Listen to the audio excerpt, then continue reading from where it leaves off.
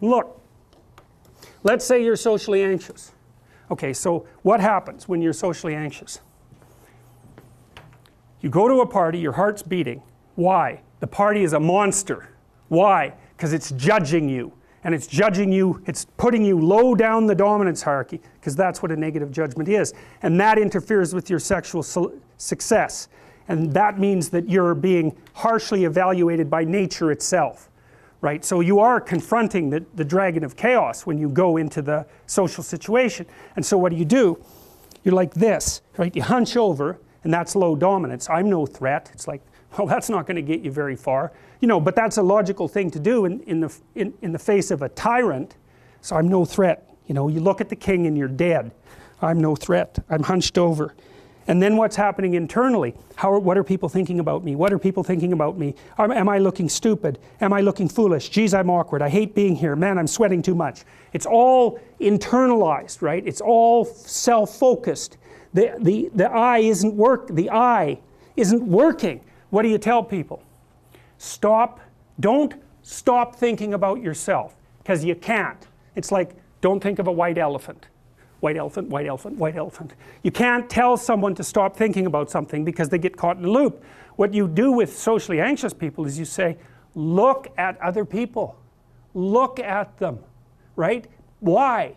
Because if you look at them, you can tell what they're thinking.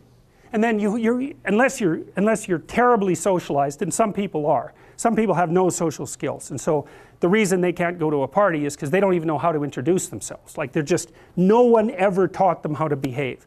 And so they're really good candidates for behavior therapy, because you walk them through the process of how you actually manifest the procedures that are associated with social acceptability.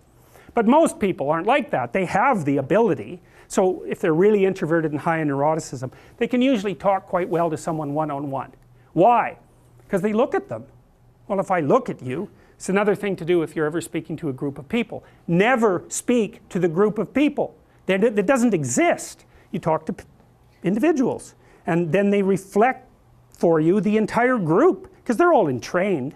So you look at one person, they broadcast to you what everyone's thinking, and you know how to talk to one person. So it's easy. So as soon as you focus on the person, not you, you push your attention outward, use your eye, you push your attention outward, and you start watching. Well, then all your automatic mechanisms kick in, and you stop being awkward. Because if we're talking, and I'm looking here, I don't know what you're going to do next, and I'm going to put disjunctions into they're like bad chords in the melody of our conversation. And the reason is I'm not paying attention. So that's why the eye is the thing at the top of the pyramid. It's like the thing that enables you to win the set of all possible dominance hierarchies is the eye. Pay attention. Pay attention. That's the critical issue. That's why the Egyptians worshipped Horus. That's why Horus was the thing that rescued Osiris from the depths. It's the capacity to pay attention. What do you pay attention to most? What your right hemisphere signals as anomalous. It attracts your attention. It's like, this isn't going quite right. I'm not looking at that. Wrong. That's what you look at. That's what you look at. What's not going right, because that's the terrible monster that might eat you, but it's also the place you get all the information.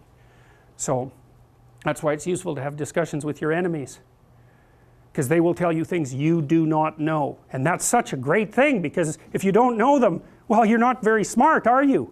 You know, there may be a time when you go somewhere that's the thing you need to know.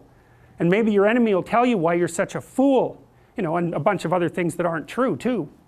But even one thing that's accurate, it's like, yeah, thanks very much, man, maybe I'll do some work on that, and I won't have to carry that forward. So, and then that's part of the reason, again, why the terrible predator, it's always the terrible predator that has the gold. It's like, it's the person who delivers the message you do not want to hear.